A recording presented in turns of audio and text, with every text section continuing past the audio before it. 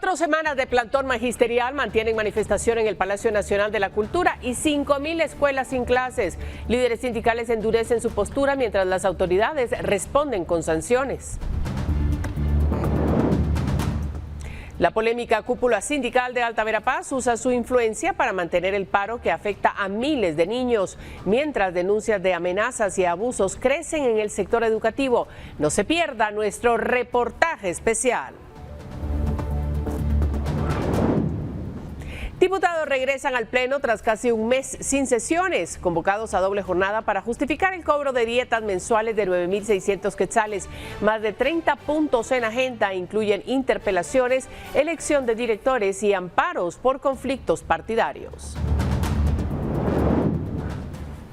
Hombre que asesinó a su esposa e hijo en Villanueva por celos infundados es enviado a juicio y enfrentará un proceso por femicidio en grado de tentativa, pues su hija de 7 años presenció la tragedia y resultó herida.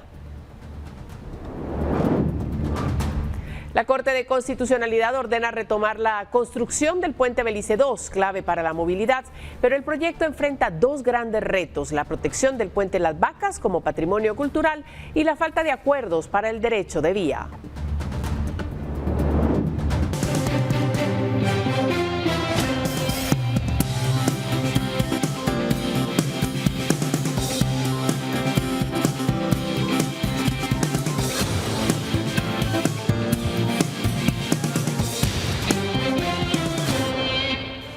¿Cómo está? Buenas noches. Gracias por iniciar esta semana con nosotros, informándose en la emisión estelar de Noticiero Guatevisión. Hay muchas noticias, así es que vamos a ir a ellas de inmediato.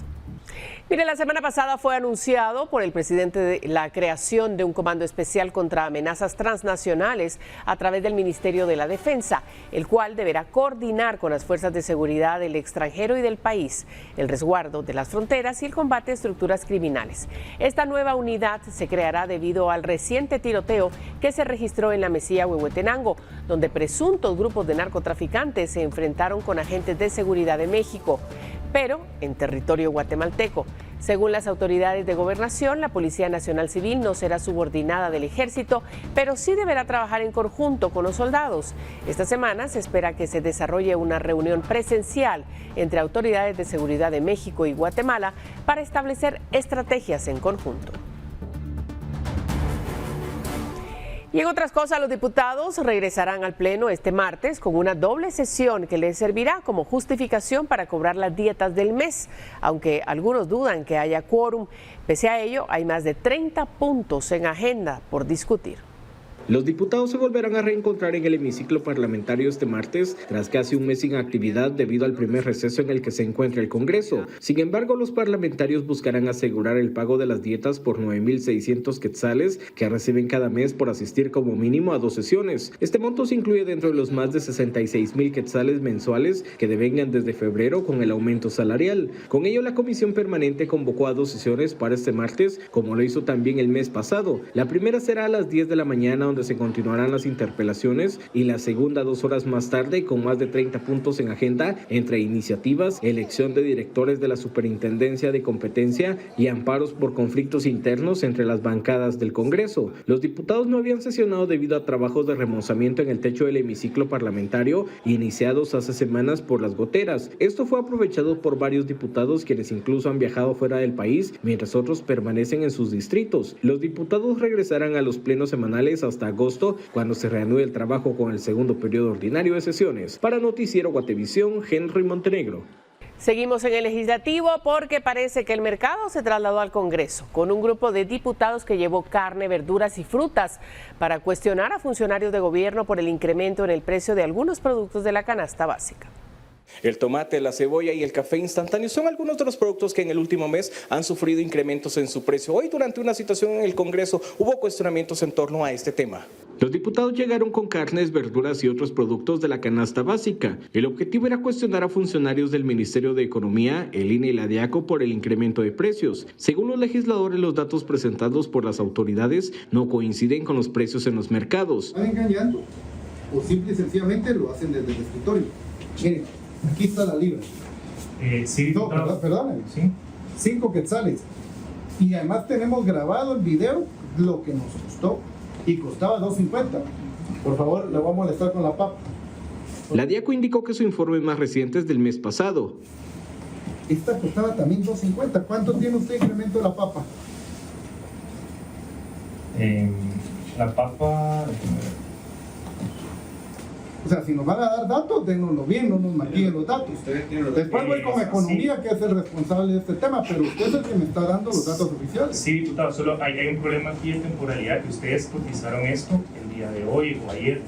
Eso sería 15 y 16 de junio. Todavía es más todavía porque usted todavía tiene los datos del mes pasado. Es correcto. A mayo. Pero imagínese diferente. Eso es. Estamos con datos desactualizados. Eso todavía es peor.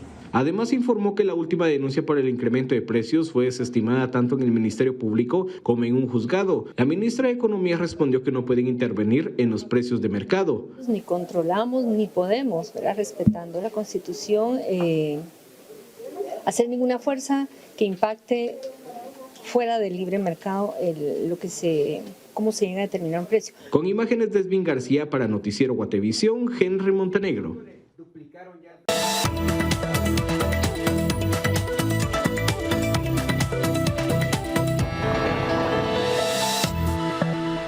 Bueno, continuamos. Las tensiones entre Irán e Israel ya elevaron el costo internacional del crudo y algunos importadores de combustible locales advierten que el aumento podría reflejarse en las gasolineras del país en los próximos días. Los precios de los combustibles en Guatemala podrían aumentar en los próximos días debido al alza internacional del petróleo provocada por el conflicto en Medio Oriente, específicamente por las tensiones entre Irán e Israel. Así lo advirtió Enrique Meléndez, director ejecutivo de la Asociación Guatemalteca de Expendedores de Gasolina, quien explicó que el incremento ronda entre el 7 y 8% en el mercado internacional. Meléndez indicó que el impacto local dependerá de la rotación de los inventarios que manejan las empresas importadoras. Añadió que hasta ahora, algunos consumidores aún encuentran precios bajos en ciertas gasolineras, reflejo de una tendencia a la baja que se venía observando en el mercado internacional. Sin embargo, esa disminución, según indicó, se debía a una oferta firme y una menor demanda, especialmente por la desaceleración económica en China. Respecto de las importaciones, Meléndez detalló que Guatemala se abastece principalmente desde dos puntos: la costa de California y la costa del Golfo de Estados Unidos, de donde proviene la mayoría de derivados del petróleo que se comercializan en el país. Sobre una posible escalada mayor en los precios, el directivo explicó que dependerá de cómo evolucione el conflicto, si este se extiende a países productores de petróleo o si hay alguna interrupción en el tránsito por el estrecho de Hormuz, por donde pasa entre el 20 y el 25% de la oferta global, podría haber más aumentos. Para Noticiero Guatevisión, Paula Osaeta. Y este día las autoridades del Ministerio de Economía también se refirieron al conflicto entre Israel e Irán y a los efectos que podría tener sobre Guatemala. Que donde podría haber algo es en el tema de petróleo, que se refleja en combustibles. Sin embargo, no hay una predicción que eso pase. Al contrario, la gasolina ha estado a la baja. Quisiéramos pensar que lo que pasa con mucha tristeza en estos conflictos allá, pues no nos impacta a nosotros más allá de lo que pudiera ser un tema en el petróleo y algunos productos que se cotizan en la bolsa, como el azúcar o el café, pero el mayor mercado de exportación para nosotros pues sigue siendo Estados Unidos. Bueno, y el Ministerio de Economía entregó este día la nómina de 6 postulantes a los cargos de directores titular y suplente ante la Superintendencia de Competencia, que deben ser electos por el presidente Bernardo Arévalo. En Consejo de Ministros se trata de Javier Bauer Gerbruger, Juan Carlos Rodil, Byron Ochoa Paredes, Luis Guillermo Velázquez y Edgar Rolando Tach y José Ramiro Martínez. La elección debe llevarse a cabo antes del 23 de junio próximo. En simultáneo, el Congreso de la República también elegirá a sus directores ante dicha superintendencia que se creó el año pasado con la Ley de Competencia.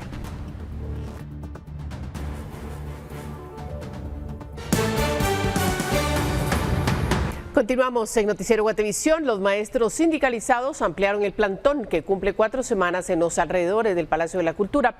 Al menos 5 puntos de la zona 1 de la capital permanecieron bloqueados este lunes por parte de los docentes, mientras 5,000 escuelas siguen sin dar clase.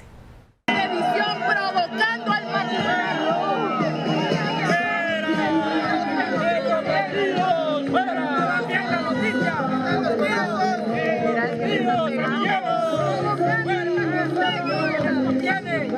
Con agresiones a la prensa, empujones y consignas, los maestros que cumplen 4 semanas sin impartir clases protestaron este lunes frente al Palacio Nacional. Desde el pasado 25 de mayo, instalaron un plantón con carpas, nylon y sábanas en los alrededores del palacio, pero hoy se extendió hasta las calles que rodean Casa Presidencial y la Plaza de la Constitución. Previo a la llegada de su líder, Joviel Acevedo, los docentes cantaron.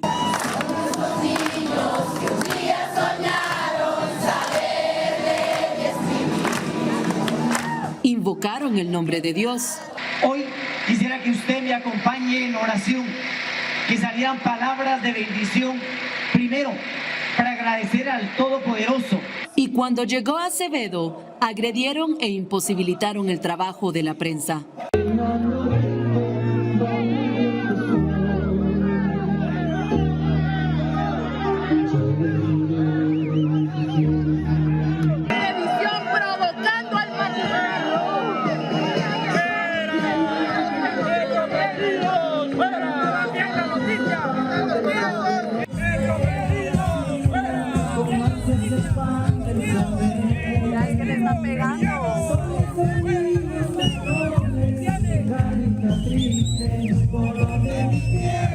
Uno de los líderes del sindicato incluso amenazó. A los medios de comunicación y a todos los cazanoticias que se abstengan de mencionar algo negativo en contra del magisterio, porque los hemos identificado también. Y así como ustedes tienen derechos tenemos nosotros a través de la Fiscalía de Protección a los sindicalistas del Ministerio Público. La exigencia principal de los maestros es que se firme el pacto colectivo que desde el año pasado se negocia con el Ministerio de Educación. Dentro del pacto todo, fuera del pacto nada. Dentro del pacto todo, fuera del pacto nada. Y si piensan que nos van a venir, así como han traído esos amparitos que han dado por un juez con prevaricato, esos amparos ilegales, van a venir con una orden de juez a desalojarnos, están equivocados. Según las autoridades, de los 35.900 centros educativos públicos del país, solo el 15% no está recibiendo clases, lo que representa unas 5.000 escuelas. Por ello, se han puesto actas administrativas en contra de los maestros ausentes. Con imágenes de Emilio Chang para Noticiero Guatevisión, reportó Leslie Sánchez. Mire, la nota que usted acaba de ver refleja solo una parte de la estructura que maneja Joviel Acevedo. En el siguiente reporte especial le mostramos cómo el líder sindical y sus colaboradores, incluyendo a su esposa, utilizan sus puestos y poder para organizar este tipo de protestas en las que los principales afectados son los niños. Como madre de familia les suplico, ya basta de ausencias laborales de los maestros que atiendan a nuestros hijos. Los desacuerdos entre el gobierno de Guatemala y el Sindicato de los Trabajadores de la Educación, continúan, pero en Alta Verapaz, hogar del líder sindical Joviel Acevedo y su pareja María Elena Palma, el ambiente se ha puesto tenso. Por esta razón es que Noticiero Guatevisión viajó hasta Alta Verapaz para poder conocer de cerca y el trasfondo de todas estas quejas y denuncias y cómo están directamente relacionadas con Joviel Acevedo y personas relacionadas y cercanas a él.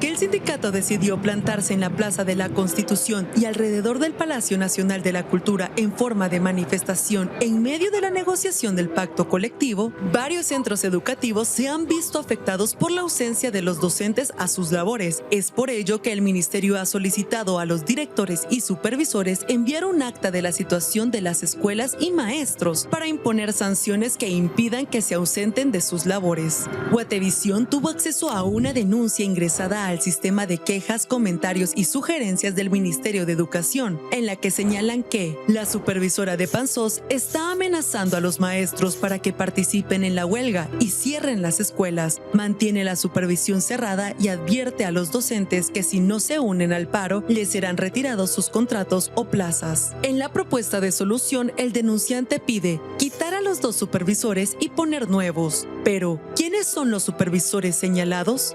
Según la resolución del ejercicio fiscal 2025, los 5 distritos educativos de Panzós están bajo el control de 2 personas: María Elena Palma, pareja sentimental de Joviel Acevedo, y José Luis Chicucul. De acuerdo con fuentes internas de la dirección departamental, esta es una situación atípica, pues Panzós es el único municipio del departamento en donde el poder educativo está concentrado en 2 supervisores, cuando deberían ser 5. Esta situación le ha dificultado al Mineduc poder saber cuál es el estado real de las escuelas del departamento, ya que, siendo los supervisores los encargados de notificar si las escuelas están abiertas o cerradas y si los maestros se ausentan o no a sus labores, los municipios con personas allegadas a Acevedo no han reportado o han reportado con inconsistencias la situación de los centros educativos. En Alta Verapaz en particular, hasta el día de hoy tenemos reportadas 66 actas. Eso significa 66 procesos disciplinarios que están en curso. Sin embargo, parecería poco ciertamente frente a un departamento que es bastante grande, que tiene una concentración importante de centros educativos y que tradicionalmente ha tenido una actividad cercana al sindicato. Y dentro de las quejas también hay algunas que señalan que los directores de centros educativos, que son los primeros que tienen que reportar la ausencia de docentes, estarían siendo presionados, estarían siendo hostigados para no reportar la ausencia de docentes, y que en muchos casos los propios directores de los centros educativos son los que están cerrando las escuelas para dirigirse a las asambleas permanentes, así denominadas por el sindicato magisterial, y que los supervisores, que en todo caso tendrían que estar suscribiendo las actas, también responden a presiones que reciben por parte de la dirigencia sindical. Eso es un caso, digamos, recurrente dentro de las quejas que hemos recibido en el ministerio. Cada una de las quejas se investiga, se procura reunir la información y tienen que tomarse a partir de allí las medidas, que pueden ser administrativas, pero cuando no lo sean, tienen que ser trasladadas a otras instancias. Y es que existen varios relatos de cómo los que no están a favor del STEC son considerados enemigos por los dirigentes. ¡Sácalos! Sí, ¡Sácalos pues, de pura verga! No, espérame, ahorita voy. Es la primera vez que voy a hablar de ello porque, bueno, no había encontrado el espacio correcto para hacerlo, pero quiero comentarles que el pasado 18 de mayo del año 2024, 2 personas allegadas a Joviel, que ahora ostentan cargos de CTAs o de supervisores en el municipio donde trabajo, me interpusieron una denuncia por amenazas de muerte. Yo me presenté a la Fiscalía del Ministerio Público en el municipio de Panzós y mi sorpresa fue que no llegaron. Pensé que eso no iba a trascender a más. Sin embargo, en Telemán, si no estoy mal, el 16 de octubre del año pasado, ocurrió un crimen que conmocionó a la sociedad telemanense en nuestra aldea. Uno de los hijos de la actual CTA pues fue asesinado, fue ejecutado, no sé cuál sería el término exacto, pero lo extraño del caso y lo deleznable o condenable es que 3 días después de haber sucedido el crimen, mi casa y un negocio, una familiar que tenemos, fue allanada por el Ministerio Público, presuntamente por ser sospechoso del crimen, hilado con la primera denuncia que me interpusieron.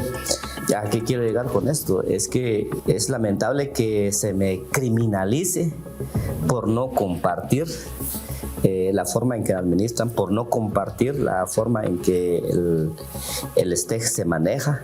Sin embargo, las autoridades consideran que estas tácticas se replican en todo el país. De hecho, estamos observando que el hostigamiento, la amenaza, esas formas de presión que son absolutamente inadecuadas e inaceptables, son una práctica constante de la organización sindical, no solamente en Alta Verapaz.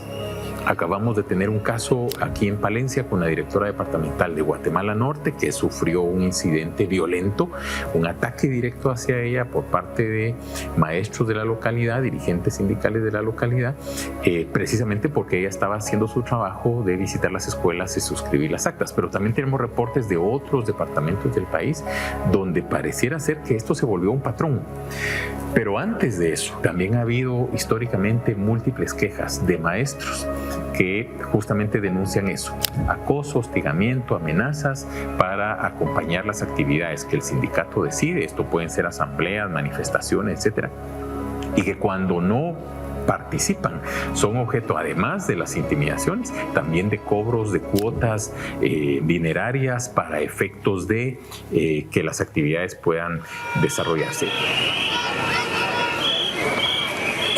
De esta cúpula sindical es de tal magnitud que la supervisión de los distritos a cargo de la pareja de Acevedo se encuentran dentro de la casa del líder sindical en Telemán, Panzós, Alta Verapaz. La misma sede de la coordinación distrital está ubicada en la vivienda de Joviel Acevedo Ayala, lo cual es una aberración política, administrativa y jurídica innombrable. Porque el acuerdo 87 de la OIT norma que ninguna instancia administrativa tiene que tener intromisión en asuntos de orden sindical. Y cuando se dio el asesinato del hijo de la conviviente del señor Acevedo, ella, en teoría, porque el mismo Joviel, si ustedes revisan las declaraciones de Joviel, él dice que ella ostenta el cargo de secretaria general del sindicato en Panzós, pero también ostenta el cargo de coordinadora técnica distrital, lo cual es una aberración, es una violación abierta, flagrante, abusiva de un acto, de un cargo sindical. Pero, ¿quiénes son los más afectados con todo esto? Pueden ser cerca de 300,000 estudiantes los que están sin recibir las clases, derivados de esos más o menos 5,000 centros educativos que han tenido algunos días de suspensión, otros de forma bastante continuada durante ya casi 4 semanas. Eso, por supuesto, cobra un efecto, tiene un efecto directo en el proceso de aprendizaje. Estamos teniendo apenas unos 5 meses, 4 meses en algunos casos de haber iniciado el ciclo escolar. Ahora tenemos esta situación que, sin ninguna duda, afecta directamente a los estudiantes. E incluso hay padres de familias en otros municipios de Alta Verapaz, como en Carchá, que han denunciado abusos por parte de maestros sindicalistas por solicitar que regresen a sus labores. Como madre de familia les suplico, ya basta de ausencias laborales de los maestros que atiendan a nuestros hijos. El Mineduc debe contratar a maestros más responsables y conscientes, porque ahora hay muchos seguidores del señor Joviel Acevedo, del sindicato, que no trabajan, son abusivos, prepotentes y humillan a los padres de familia cuando les pedimos que cumplan con su trabajo.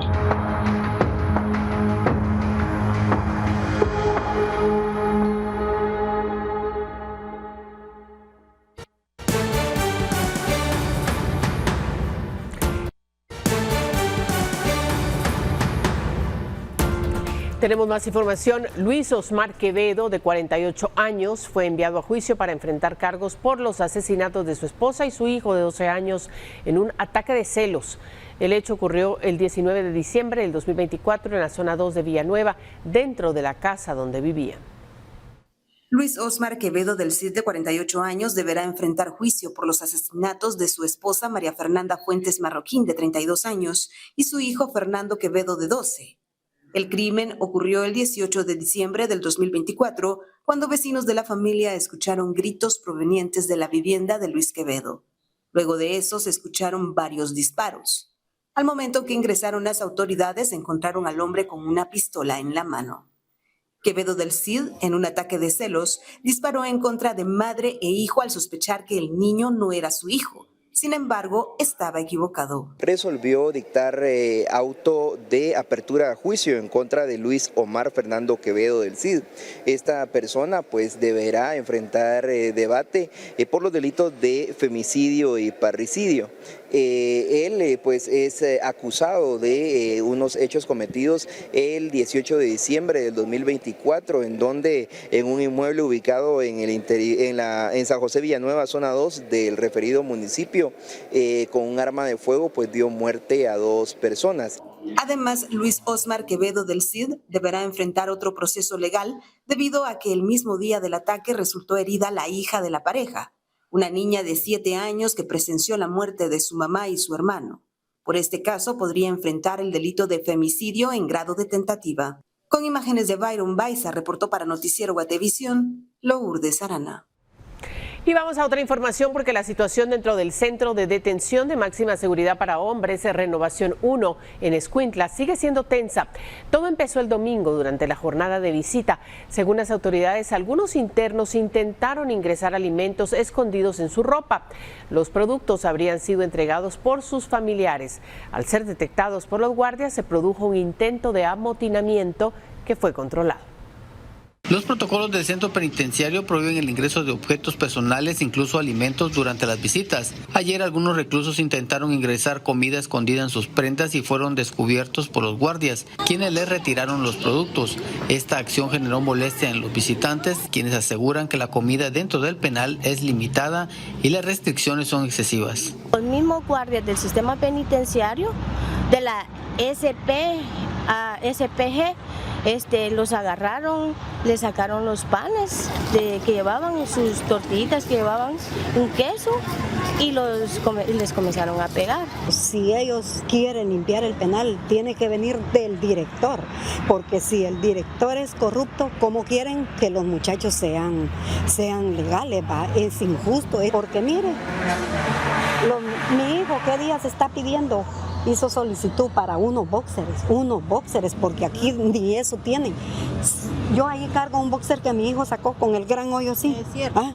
Algunos parientes reconocieron que los reclusos están cumpliendo una condena por actos ilícitos, pero piden un trato justo. Señalan que no solicitan privilegios, sino que se les mejore la alimentación y se les permita entregar ropa u otros insumos básicos. Como nosotros no estamos pidiendo que los mantengan, simplemente que les den la oportunidad de que ellos puedan alimentarse, porque ellos la mayoría todos están enfermos, todos tienen su parte de médicos, porque todos tienen gastritis, todos están muriendo de hambre. Ese es el problema. Mire que me decía mi esposo, que las 2 tortillas tiesas es lo que les dan. Me dice, me como uno y dejo uno para la noche porque no aguanto el hambre, me dice. Y todos están así, mire, aquellas pelotas que venían, hoy todos están del campo. Para Guatevisión, Carlos Paredes. Mire, y en medio de un incremento en la incidencia criminal en el país, una mesa convocada por el diputado Ronald Portillo de Vamos fue aprovechada para la presentación de un análisis del exministro de Gobernación de la época de Jimmy Morales, Enrique Degenhardt, quien reapareció en el Congreso como director ejecutivo de una organización ciudadana. En la presentación, el exfuncionario, recordado por ser el firmante del acuerdo de Tercer País Seguro, expuso que para el análisis se utilizaron datos de una plataforma del Ministerio Público y dio algunas recomendaciones de focalización de hechos violentos por áreas. Las autoridades del Ministerio de Gobernación manifestaron que se tomarán en cuenta, mientras que por parte del MP acudió el fiscal Dimas Jiménez, quien justificó que los datos que ofrecen son más apegados a la situación actual. La estadística que maneja el Ministerio Público no es por trabajar de una institución, pero creo que es la más certera, porque nosotros nos quedamos con la información y vamos recabando más información. Y pues una lesión puede convertirse en un homicidio, la PNC se queda con el homicidio, con la lesión, pero quizá vaya más allá. Nosotros desde el Ministerio de Gobernación tenemos datos, de hecho desde mi gestión a partir de este mes que me incorporé como viceministro, ha sido una gestión basada en datos, basada en resultados y análisis diarios. Y como bien lo mencionaban, nosotros como Policía Nacional Civil tenemos una estadística, como inteligencia también tenemos datos, como investigación criminal tenemos datos. Bueno, y Julio César Aldana acudió al juzgado de mayor riesgo B para el inicio de la audiencia de etapa intermedia en su contra.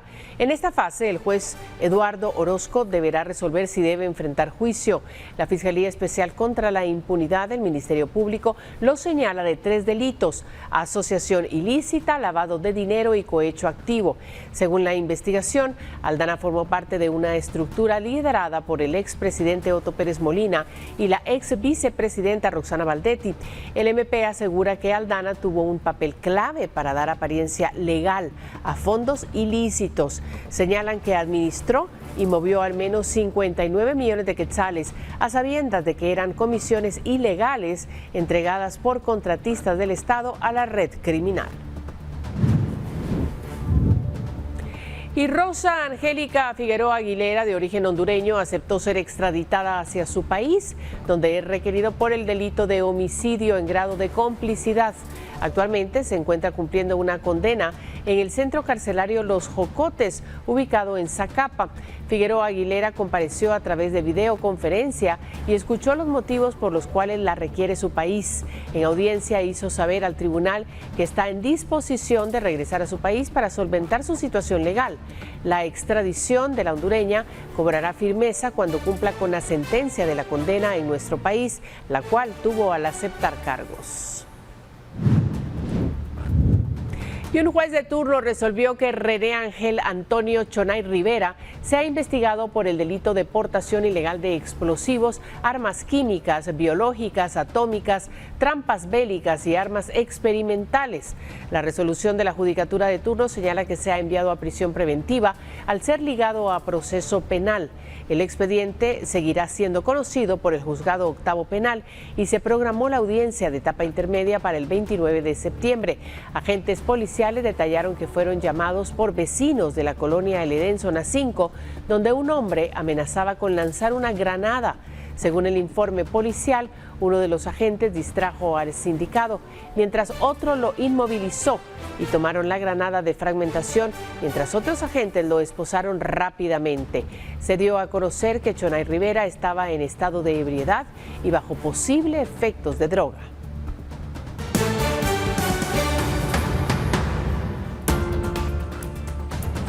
La Corte ordena reactivar la obra del puente Belice II, pero el Ministerio enfrenta retos clave: el puente Las Vacas, patrimonio cultural protegido y la falta de negociación del derecho de vía con vecinos.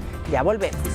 Hay más noticias. Por más de 1 año y medio se ha mantenido suspendida la construcción del puente Belice II, una obra que fue adjudicada durante la administración de Alejandro Yamatei. Ahora la Corte de Constitucionalidad obliga al Ministerio a continuar el proyecto. Casi 1 año y medio ha transcurrido desde que el Ministerio de Comunicaciones puso en suspenso la construcción del puente Belice II, un proyecto que fue adjudicado durante la administración de Alejandro Yamatei a través de la Dirección General de Caminos y que costaría unos 1.785 millones de quetzales. Pero una resolución de la Corte de Constitucionalidad cambió el panorama. El pasado 27 de mayo llegó a la Oficina de Asuntos Jurídicos del CIV la notificación sobre un amparo en definitiva en contra del presidente Bernardo Arévalo y los ministros de Finanzas y Comunicaciones para que, de manera inmediata, retomen el proyecto que quedó paralizado. La resolución explica que en un plazo de 30 días hábiles después de su notificación se tendrá que elaborar un plan de reprogramación para la ejecución de la construcción. Este debe contener un diagnóstico actualizado del estado físico y financiero del proyecto, así como un cronograma específico de actividades. Pero según las autoridades del CIV, hay 2 problemas que dificultan reactivar la obra. Ahí hay varios temas. Uno de los temas es el derecho de vía y el otro tema es el del puente ferroviario de Las Vacas, que tengo entendido que ha sido declarado patrimonio cultural y en todo caso pues estamos en coordinaciones con el Ministerio de Cultura y Deportes a través del IDAE para buscarle una solución. La Dirección General de Caminos se encuentra en análisis y cumplimiento de lo dictado por la Corte. Sin embargo, documentos a los que tuvo acceso Guatevisión indican que, si la reactivación del contrato vigente no es posible conforme a la ley, se deberá promover un nuevo procedimiento de contratación pública urgente. Con imágenes de Emilio Chang para Noticiero Guatevisión, reportó Leslie Sánchez. Bueno, en otras cosas, la ministra de Agricultura se pronunció sobre los recientes señalamientos que la Contraloría General de Cuentas detectó en dicha cartera. En el programa de fertilizantes, como acción de seguimiento, se hicieron cambios en 2 viceministerios y se interpuso una denuncia administrativa contra las autoridades anteriores. Se aceptaron todas las observaciones y las recomendaciones de la Contraloría y también se les notificó. También se trabajó una hoja de abordaje, una ruta de abordaje, mejor dicho, en donde estamos viendo los controles y todas las revisiones, por ejemplo, de manuales, etcétera, que se tengan que realizar y que ya se están haciendo para poder entonces reducir cualquier problema y eliminar todos los problemas que hubo el año pasado. Mire, y la temporada de lluvias en Guatemala se agrava con la presencia de un sistema de baja presión ubicado al sur de El Salvador. Según el INSIBUME, este fenómeno podría convertirse en depresión tropical en las próximas 48 horas. El INSIBUME informó que un sistema de baja presión generará lluvias con actividad eléctrica, especialmente por la tarde y noche. Las precipitaciones afectarán principalmente el sur y centro del territorio nacional. Se encuentra en el sur de El Salvador. Se prevé que en las próximas 48 horas este sistema de baja presión provocará intensas lluvias en el territorio nacional. También existe la probabilidad de que se fortalezca a depresión tropical. Por lo tanto, el sistema Conred está preparado y en la disposición también de poder atender de manera rápida y efectiva las emergencias que puedan suscitarse en el territorio nacional. También se prevén fuertes vientos y lluvias intensas en las zonas montañosas y volcánicas, con riesgo de lahares, inundaciones, desbordes de ríos y deslizamientos. La Conred reporta más de 400 incidentes desde el inicio de la temporada de lluvias. Poco más de 3,000 personas han resultado afectadas, 637 personas también han resultado damnificadas, 25 personas han resultado heridas. El equipo operativo del sistema Conred está realizando trabajos de búsqueda de una persona que se encuentra desaparecida, esto en el occidente del país, y también se han contabilizado lamentablemente 16 personas fallecidas. En este informe también se contabiliza el daño a la infraestructura vial. Dentro de ellos hay puentes que ya presentan daños moderados y severos, además de edificios públicos, los cuales aún permanecen bajo evaluación. Los departamentos más afectados justamente por estas emergencias de lluvias en el país son Suchitepeques, que ya registra 53 emergencias, Guatemala, que ya registra 52, y en el occidente del país se ubican justamente los otros 2 departamentos afectados, concretamente Quiché y el departamento de Quetzaltenango. Los daños también han afectado infraestructura clave, 164 carreteras, 7 puentes, 10 edificios y 10 centros educativos han sido dañados. Además, se registran afectaciones en servicios básicos como puestos o áreas de salud, en el agua, saneamiento e higiene. Con imágenes de Carlos Ochoa, reportó Andrea Domínguez.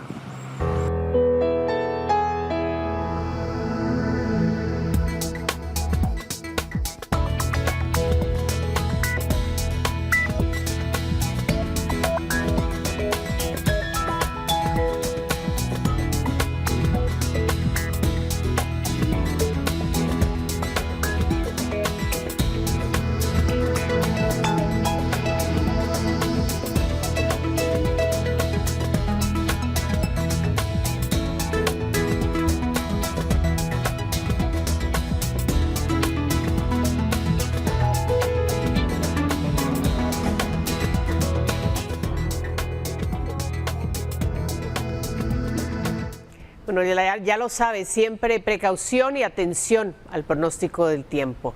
Vamos a cambiar de tema porque en Quetzaltenango las autoridades reportan el retorno de al menos 800 migrantes en lo que va del año. Ante esta realidad, varias organizaciones impulsan iniciativas para reintegrarlos a la vida laboral. En lo que va del año, más de 800 migrantes han retornado a Quetzaltenango desde Estados Unidos. Según informaron las autoridades, ante esta realidad, varias organizaciones y entidades locales lanzaron iniciativas para facilitar su reinserción en la vida productiva. Trabajamos en 7 municipios de Guatemala, como lo son Quetzaltenango, San Marcos, Palestina de los Altos, Coatepeque. Ahora se nos suma también Huehuetenango y también Cobán. Así que también trabajamos con el municipio de Guatemala, ¿verdad? Lo que buscamos con el proyecto es darle la oportunidad al migrante retornado a que pueda acceder a servicios que le permitan habilitarse no solo para la parte laboral, sino también para la parte de creación de nuevos negocios.